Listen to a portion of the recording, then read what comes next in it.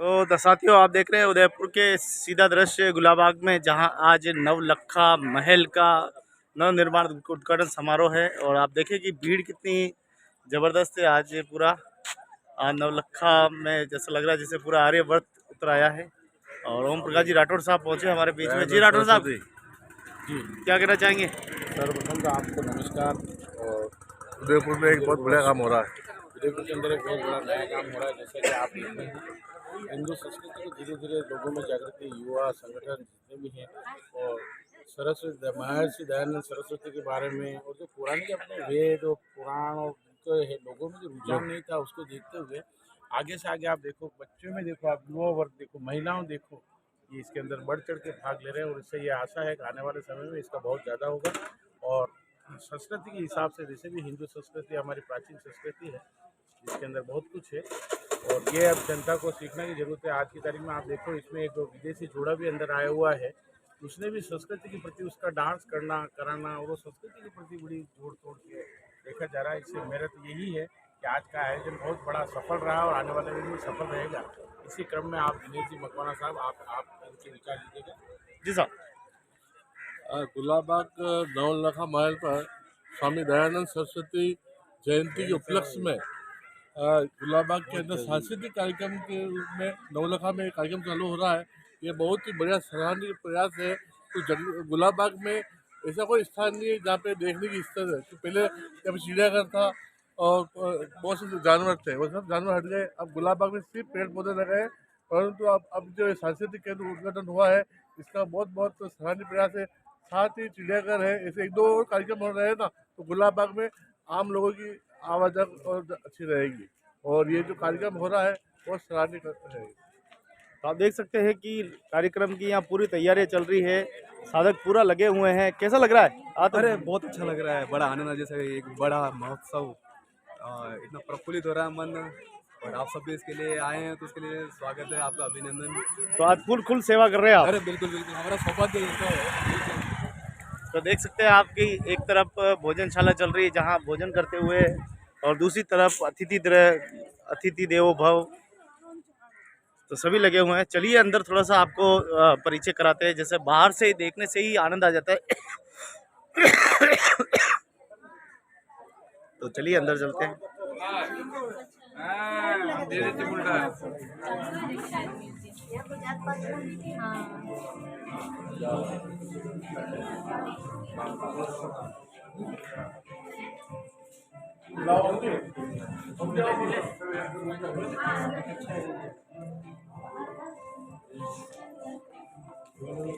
तो चलिए हम चलते हैं राठौड़ साहब के साथ, और राठौड़ साहब आज हमें बहुत कुछ दिखाने वाले हैं, यहाँ की संस्कृति, 16 संस्कार। और देखिए सुंदर व्यवस्थाएं की गई है, बहुत ही साफ सुथरा माहौल है, और पूरी बिल्डिंग को जैसा कि नव निर्माण किया गया है। हाँ हम जी, तो स्वागत है। आप सभी दर्शक जो देख रहे हैं उनका लिए स्वागत है।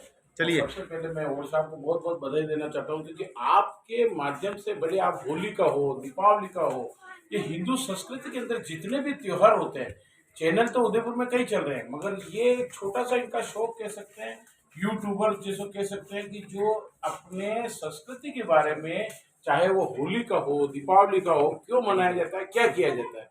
अब छोटी सी बात है, जैसे कि आप अपना एक ब्रह्मांड है, उसके अंदर ये तिलक लगाया जाता है, क्योंकि ब्रह्मांड को एक संतुलन रहे। कई चीजें जो ऐसी होती है जो अपन जानते हुए नहीं वो कर पाते हैं। बालों का उस समय छोटा रखना क्या कारण था, उस समय की पगड़ी पहनना, आज हेलमेट जो अपने आप को कहते हैं पगड़ी पहनना, क्यों पगड़ी पहनी जाती थी, क्योंकि अपने मस्तिष्क को शांत रखा जाए।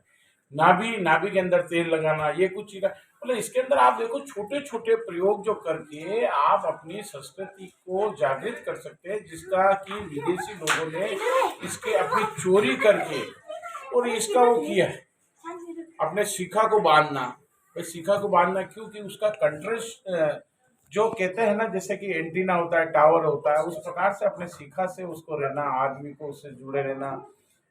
पुराने जमाने में जैसे कि लंगोट का सेवन करना, मतलब वो उसको अपने आप को सेफ सिक्योर रखना, ये कुछ चीजें जो है जिसका इन्होंने अंग्रेजी में दूसरा रूपांतरण कर दिया है। आइए आप इस चैनल के माध्यम से आप देखिए कितना मेहनत करके इसको ये बनाया गया है। प्लीज। तो चलिए हम चलते हैं स्वामी महर्षि दयानंद सरस्वती जी के इस 16 संस्कार के इस विशाल भवन में पहुंचे हैं। ओहो, क्या बात। तो आप देखिए कि 16 संस्कार यहाँ पे दिए गए हैं कि व्यक्ति के जीवन में कौन कौन से संस्कार परिचित ही जानते ही नहीं है वो किसी के बारे में। आज पहली बार शायद आज हम ओम जी भाई साहब हमारे चैनल पे आकर इस 16 संस्कारों के बारे में बताएंगे। 16 संस्कार से मतलब ये है कि जब एक विवाहित जोड़ा शादी करता है, पहला संस्कार वो माना जाता है। उसके बाद जो बच्चा होता है, जो गर्भ में बच्चा होता है, माँ के पेट में जब जाता है, तब से वहाँ से जिसके वो उसके पैदा होने पर 7 दिन के बाद या महीने भर बाद उसके सिर से बाल को हटाना, उसको सही तरीके से नहलाना। फिर आज इसको देखो, अगर आप चाहो तो मैं मेडिकल साइंस के माध्यम से बताना चाहूँ तो अगर आप देखें कि पहले बच्चे के अंदर होता था कि बच्चा जो पैदा हुआ है तो उसके कान के अंदर छेद किया जाता था। आज उसको आप कह सकते हैं एंटीबायोटिक, जिसको कहते हैं एंटीबायोटिक इंजेक्शन लगाया जाता है, तो उस समय उसके कान छेदे जाते थे। दूसरा, उसको चांदी के कड़े हाथों में डाले जाते थे, पैर में डाले जाते थे, कंदोरा जिसको कमर पे बांधा जाता था। तो उस माध्यम से उसको एंटीसेप्टिक से अपने आप को बचाए रखने के लिए आज भी ग्रामीण परिवेश में अगर आप देखें तो ग्रामीण परिवेश में औरतों का ये पैर के अंदर पहनना, पाइजब पहनना, हाथों के अंदर पहनना, ये वो एंटीसेप्टिक और अपने आप को शरीर को बचाए रखने के लिए है। उसके बाद जैसे ही वो बड़ा होता है तो उसको यज्ञोपार्जन जो कराया जाता है, शिक्षा जगत के अंदर उसको भेजा जाता है। फिर वैसे बड़ा होता है, उसको भी शादी के लिए जैसे उसमें संस्कार डाले जाते हैं। इस प्रकार से 16 संस्कार कहते हैं, मरणों से, जन्म से लेके मरण, मरण से लेके पूरा उसके अंदर किया जाता है। और उसी को आपके छोटे रूप में आप देखें तो वो देखो आप शादी से लेके उसमें ये, उसके बाद उसके बच्चा हुआ, ये इस प्रकार से जो पूरे संस्कार इसके अंदर है।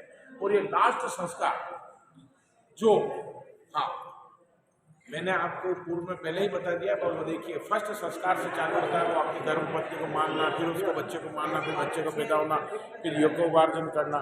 ये सब जो है 16 संस्कार को, इसको बहुत ही अच्छी तरह से चित्रण किया गया है।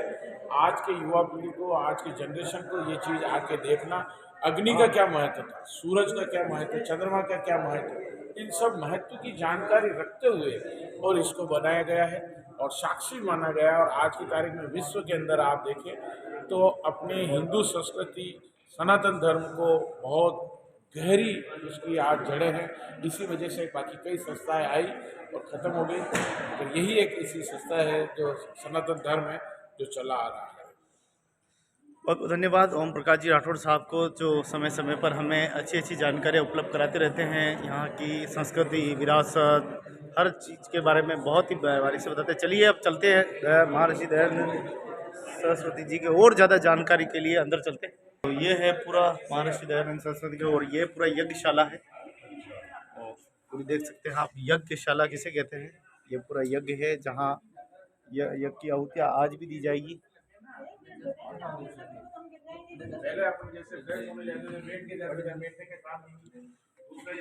तो महर्षि दयानंद सरस्वती जी के बारे में यहाँ पर आपको विस्तार से जानकारी मिलती रहती है। और समय समय पे अगर आपने वीडियो नहीं देखी तो पिछली वीडियो में जाएं, आपको सारी वीडियो यहीं आज से करीब 140 वर्ष पहले महर्षि जी यहाँ पधारे थे और यहीं बैठ के उन्होंने तपस्या की थी। और कई ग्रंथ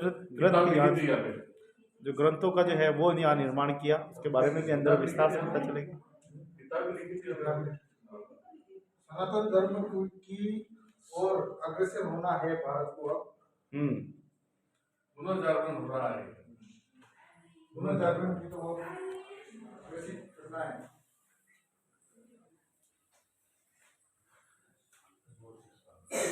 तो स्वर्ग कह सकते हैं यहाँ का, गुलाबा का स्वर्ग कह सकते हैं। उस समय महाराणा, जैसे आप थोड़ा सा महाराणा से महाराणा साहब सजय सिंह ने उस समय इनको यहाँ पे जगह दी थी, 9 लखा महल बनाया था। और पूरा जो उनको ये पता था कि यहाँ आने वाले समय में, मतलब यहाँ के महाराणाओं की आप सोच देखें, उस समय की सोच थी। आज उदयपुर को आप देखें, पूरी देखने आ रहे हैं, चाइन के बाद बहुत सबसे बड़ी वॉल यहाँ पे थी। और जो पानी का जो आज है, आज भले ही स्मार्ट सिटी बन गया उदयपुर सिटी, कुछ भी कर रहे हैं, मगर वो जो झीलों की जो थी और झीलों की जो उस समय निर्माण जो यहाँ के महाराणाओं ने किया, उस समय ऑलरेडी उदयपुर वो था। और आप देखिए उस समय जो महाराणा फतेह सिंह जी ने ये वाला बनाया, सज्जनगढ़ वाला पोर्शन बनाया, ऐसी कई चीजें जो यहाँ पे उदयपुर के अंदर, मेवाड़ के अंदर। ये कौन सी पेंटिंग है? ये पेंटिंग महाराणा सज्जन सिंह की बताई गई है। जिसने सज्जन निवास बाग बनाया, वो इतना बड़ा बाग होने के बाद महाराणा सज्जन सिंह की कोई मूर्ति यहाँ पे नहीं है। ये मांग होनी चाहिए बिल्कुल।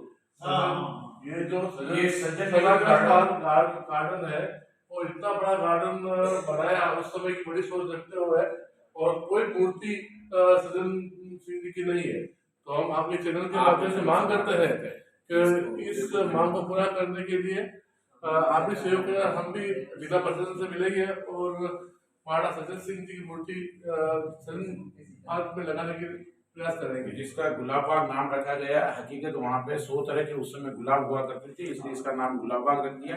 अन्यथा इसका ओरिजिनल नाम कई लोगों से पूछा जाए तो सज्जन निवास बाग है। और जो कहते हैं पुराने लोग बाग शेर की फाटक है, वहाँ पे जैसे लिखा हुआ भी है, आज भी लिखा हुआ है। तो इसको देखते हुए आपके चैनल के माध्यम से अगर ये जागृति आ जाए और महाराणा सज्जन सिंह जी की मूर्ति अगर लग जाए, और यहाँ के जो महाराणाओं के पूर्वज जो यहाँ के अभी हैं, उनसे भी हम मांग करेंगे आपके चैनल के माध्यम से, महाराज कुंवर लक्ष्मण सिंह जी मेवाड़ से भी कहेंगे कि भाई वो ये महाराणा प्रताप की मूर्तियां तो उदयपुर में कई लग चुकी है, मगर एक सज्जन सिंह जी की वाकई में लगे, जिन्होंने सज्जनगढ़ बनाया, जो आज विश्व के अजूबे में माना जाता है। उसको 9 मंजिल बनाने का था, मगर वो 9 मंजिल नहीं बन पा सका। मगर आज भी उसके अंदर 1,95,500 लीटर गैलन पानी उस सज्जनगढ़ के अंदर सेफ सिक्योर रहता है। जो आज अपन कह रहे हैं ना, पानी को बचाओ, बारिश का मौसम का पानी 12 महीने वहां रहता है, पर बाहर से आज भी कहीं लीकेज नहीं है, सीपेज नहीं है। और उस समय उनकी सोच देखी, आर्किटेक्ट कैसा था। महाराणा सज्जन सिंह जी की मूर्ति आपके चैनल के माध्यम से हम पुनः जोर आपसे प्रार्थना करते हैं और देखने वाले से प्रार्थना करते हैं कि आओ हम सब जने मिलके अपने उदयपुर को और ज्यादा सुंदर बनाएं और महाराणा सज्जन सिंह जी की मूर्ति के लिए अपन सब प्रयासरत करें। यही हमारी वो रहेगी। बहुत बहुत धन्यवाद। देखिए कितनी सुंदर बातें आपको मिली हैं, और मैं आपको बता दूं कि अंधविश्वास के प्रति बहुत ही, देख सकते हैं सारी तस्वीरें हैं महर्षि दयानंद सरस्वती जी की, एक से बढ़कर एक प्रीति झांकी में आप देख सकते हैं उन्होंने क्या क्या संदेश दिए हैं अंधविश्वास के खिलाफ।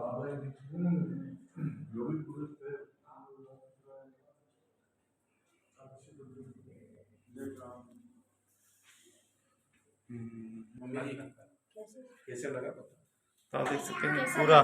हाँ, कैसा अनुभूति हुई है आपको?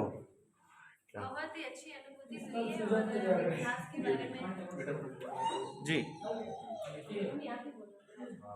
इतिहास के बारे में जो चीज़ें अभी भी बहुत लोग नहीं जानते हैं, हमारी आम जनता को ले लो, कोई भी ले लो, तो बहुत लोग इन चीज़ों से अनजान हैं, अनभिज्ञ हैं। तो ये जो एक माध्यम मिला है, मेरा मानना ये है कि सभी को आकर एक बार जरूर देखना चाहिए, क्योंकि इससे जुड़ी हमारे उदयपुर से का इतिहास, हमारे मेवाड़, हमारा राजस्थान और स्वयं महर्षि दयानंद सरस्वती जी का जो इतिहास है, वो सब नहीं जानते हैं। जो लोग नहीं जानते हैं वो जानेंगे, और वो क्या करना चाहते थे, उन्होंने ये पहल या शुरुआत क्यों की, उस पथ पर चलने के लिए लोगों को प्रेरित करा। और आज हम इस मुकाम तक पहुंच गए हैं कि लोगों को हम ये बता रहे हैं कि महर्षि दयानंद सरस्वती जी कौन थे, और ये उनकी 200वीं जयंती है। इस उपलक्ष्य में ये द्विवर्षीय कार्यक्रम जो आयोजित किया गया है, उस संदर्भ में ये सब किया गया है। तो मेरा यही कहना है कि बस आप एक बार यहाँ गुलाबाग स्थित नवलखा महल पधारें और ये सब चीज़ें देखें, आपको स्वयं अच्छी अनुभूति होगी।